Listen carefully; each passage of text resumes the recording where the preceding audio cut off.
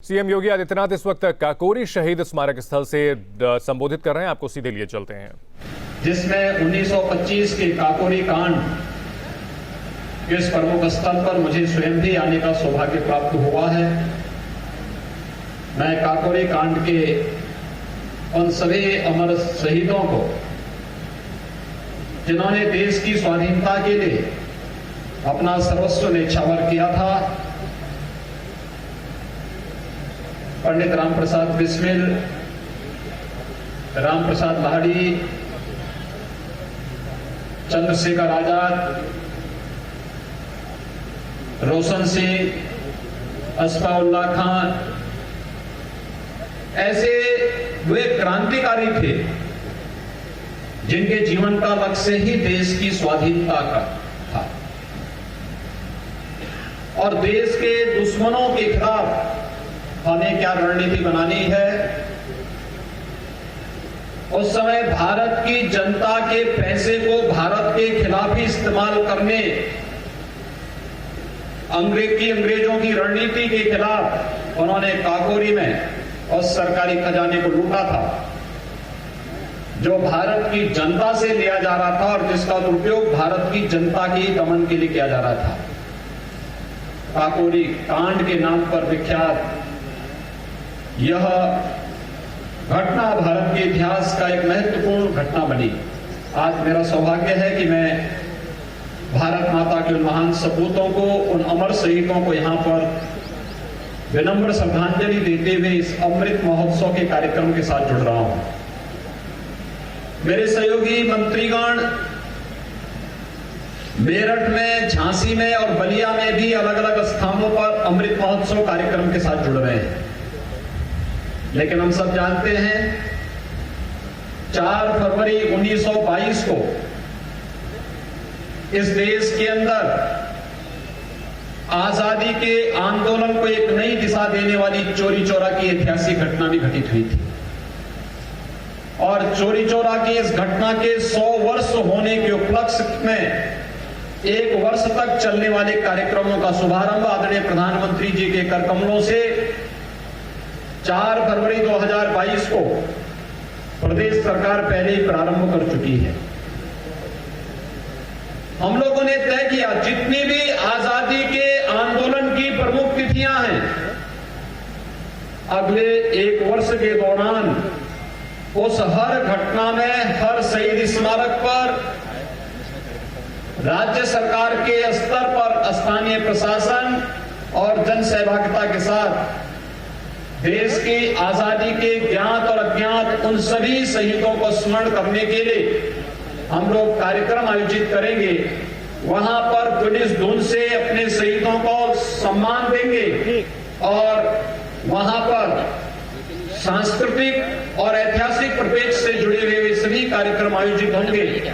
जो देश की वर्तमान पीढ़ी को देश के स्वाधीनता आंदोलन का स्मरण पुनः कराते हुए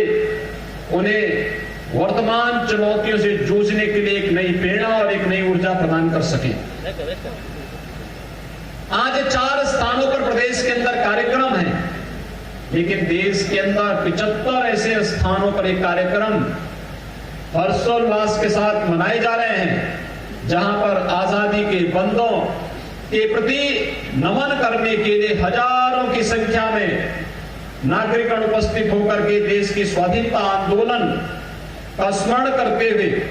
भारत माता के उन महान सपूतों को,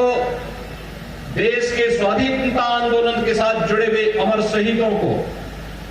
न केवल स्मरण कर रहा है बल्कि अपनी विनम्र श्रद्धांजलि अर्पित करते हुए उन्हें कोटि कोटि नमन भी कर रहा है। भाइयों बहनों, आजादी के आंदोलन और उस आंदोलन से जिस बेरहमी के साथ उस समय की सरकार निपट रही थी, यह आज के परिप्रेक्ष्य में जनता को और खासतौर पर युवा पीढ़ी को इन सभी बातों को स्मरण रखना होगा। यह आजादी अचानक नहीं मिली।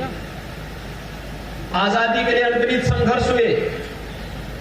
आजादी के लिए उस समय की युवा पीढ़ी ने अपना बलिदान दिया। बुजुर्गों ने मार्गदर्शन किया, माताओं और बहनों ने उस आंदोलन के साथ जुड़ करके इस पूरे आंदोलन को एक नई दिशा देने का कार्य किया था। हमें आजादी की इस कीमत को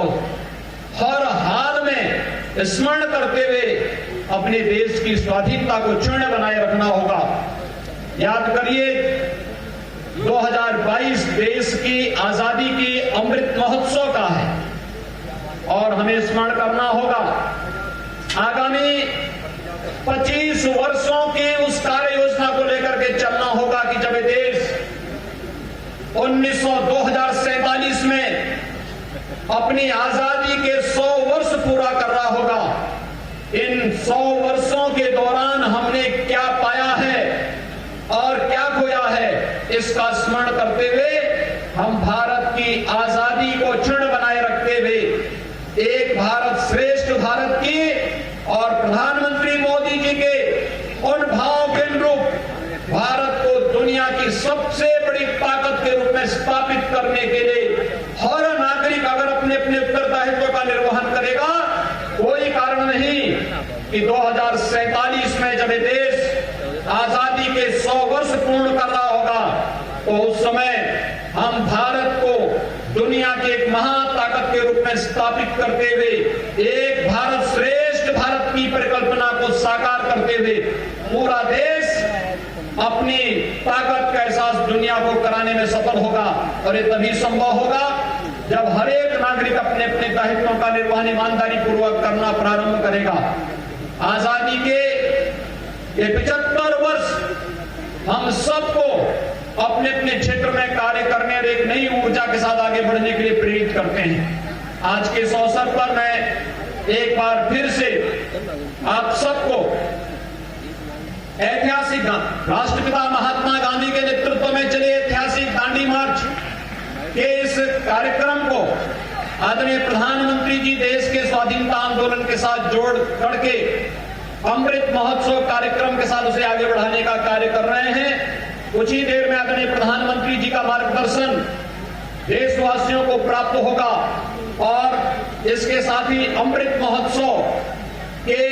75 सप्ताह तक चलने वाले कार्यक्रमों का भी शुभारंभ प्रधानमंत्री जी के करकमलों से प्रारंभ होने वाला है। उत्तर प्रदेश के अंदर देश की आजादी के साथ जुड़े हुए हर एक स्मारक पर, हर एक शहीद स्थल पर और देश की आजादी के बाद भी विभिन्न युद्धों में शहीद हुए जितने भी हमारे भारत माता के जवान हैं, भारत माता के सपूत हैं, हमारी सेना, अर्धसेना और पुलिस बल के जवान हैं, इन सब की स्मृति में भी बने हुए जितने भी स्मारक हैं, शहीद स्थल हैं, इन सब पर भी पूरे 75 सप्ताह तक चलने वाले कार्यक्रमों की श्रृंखला में कोई ना कोई आयोजन उनके साथ होते हुए दिखाई देंगे। इस व्यवस्था के साथ एक बार फिर से मैं आज के इस ऐतिहासिक स्थल पर